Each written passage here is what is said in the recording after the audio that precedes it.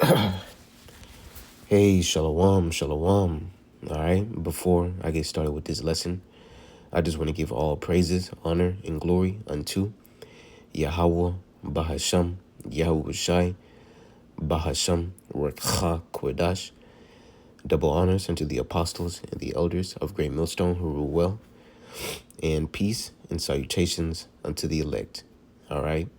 Now, in this lesson, I just want to go into Exodus 12 and 23. All right, and basically go into, all right, this word into a destroyer. All right, and who was that destroyer? All right, that's written in Exodus 12 and 23. All right, that destroyer, all right, was Yahawashi. All right, he was that angel, all right, that was sent throughout the land of Egypt, all right, to smite all the firstborn, all right, and to pass over, all right, all the houses that had the blood on their doorpost. Okay, so let's get into it. All right, how, and I'm gonna prove it through the scriptures. All right, how that destroyer, all right, is Yahawashi, whom this world ignorantly calls Jesus. Okay, so let's get into it. It says in Exodus 12 and 21, it says, Then Moses called for all the elders of Israel and said unto them, Draw out and take you a lamb according to your families and kill the Passover. All right, so, basically this is going into the Passover. All right, and we know that we have the Passover today. And our ultimate Passover lamb, all right, is Yahawashi when he came on the scene and died for the sins of Israel. Okay, so our ultimate lamb here today is Yahawashi. Okay, so verse 22, it says, And ye shall take a bunch of hyssop and dip it in the blood that is in the basin, and strike the lintel and the two side posts with the blood that is in the basin. And none of you shall go out at the door of his house until the morning. All right, verse 23. For Yahweh will pass through to smite the Egyptians.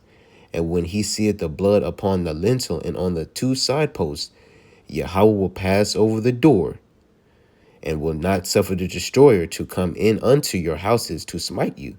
All right. So that blood that was on the doorposts served as an exemption from judgment, man. All right. And if you didn't have that blood on your doorpost, all right, and if you were a firstborn, you were to be slaughtered.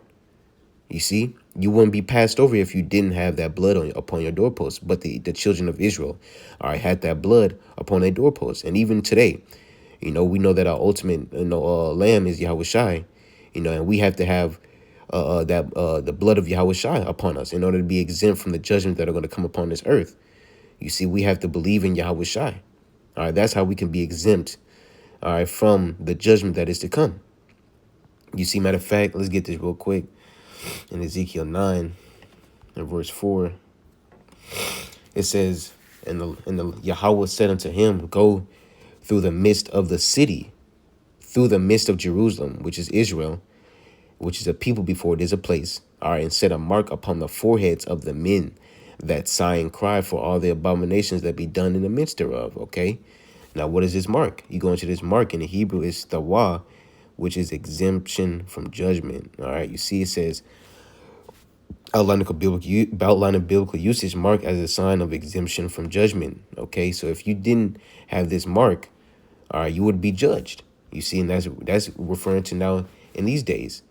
You see, if you don't have that blood on your doorpost, which is your mind, if you don't have Yahweh's blood in your mind, meaning you don't believe in upon him, hey, you're not going to be exempt from the judgment, man. You're not going to be passed over, all right, when the judgment comes. All right, so let's go back into to the main topic of this lesson. All right, going into who that destroyer is, just to prove it, because the destroyer is Yahawashi. Okay, so all right, verse 23, for the Yahweh will pass through to smite the Egyptians, and when he seeth the blood upon the lintel and on two side posts, the Lord will pass over the door. Right. So that was a sign of your exemption, all right, from the judgment that Yahweh Bashimel was going to pass. All right, so that the destroyer, all right, wouldn't come upon your house and slaughter you. You see, it says the Lord will pass over the door and will not suffer the destroyer to come into your houses to smite you. All right, so that was a exemption. Now let's get into this word destroyer. Well, I'm not going to go into the word, the definition, but the destroyer, all right, is Yahawashi. So let's get wisdom. All right, and this is let's get wisdom of Solomon. 18 and 13. We'll start here. It says, for whereas they would not believe anything by reason of the enchantments. This is talking about in the time of Egypt, in this same time that we're talking about in Exodus 12. You see? It says, for whereas they would not believe anything by the reason of the enchantments, right? Because Moses came back and all the plagues that was sent upon Egypt, all the enchantments that Moses had done in the midst of the Egypt. He said they wouldn't believe it.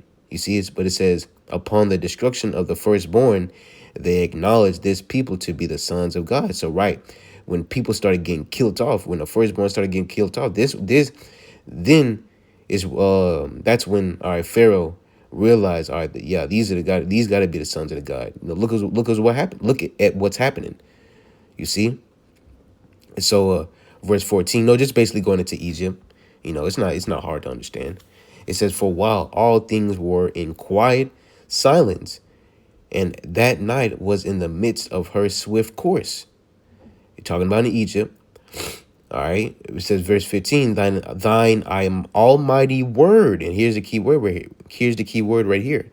Thine almighty word. Now we're going to keep reading it though.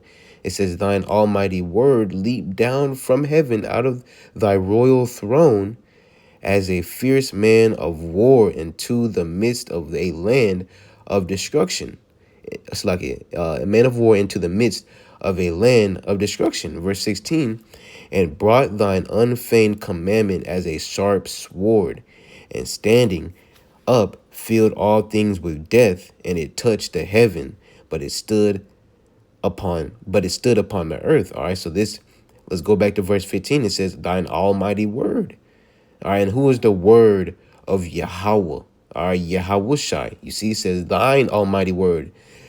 All right, leap down from heaven out of thy royal throne as a fierce man of war into the midst of the land of destruction. So this is talking about the destroyer that's talked about in verse 23 in Exodus 12 and 23. It says, and I will not suffer the destroyer to come in unto your houses to smite you. This is what it's talking about right here. Thine almighty word. All right, and who is the almighty word? Yahawashi. Let's prove that. All right, let's get John 1 and 1.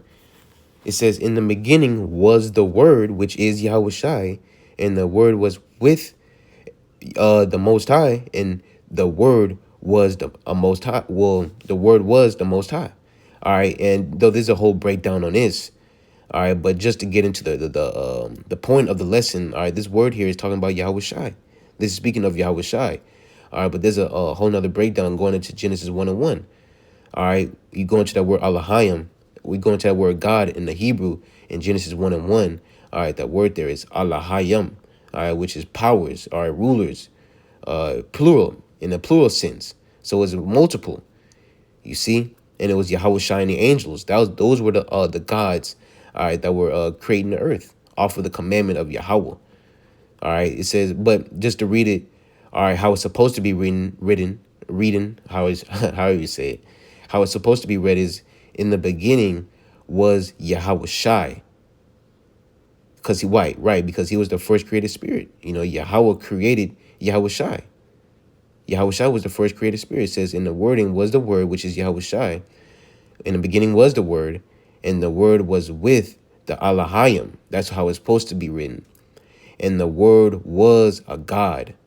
All right, simple as that.